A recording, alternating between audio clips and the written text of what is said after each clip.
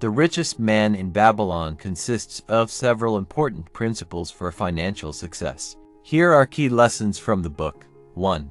Start thy purse to fattening. Save at least 10% of your income. Build a habit of saving and live below your means.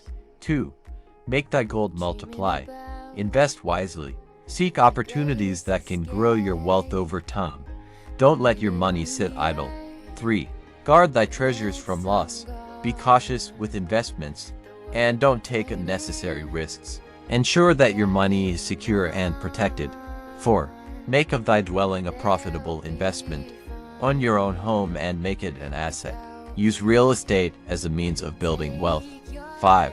Ensure a future income. Plan for your retirement by creating sources of passive income. Invest in ventures that will provide ongoing returns. 6.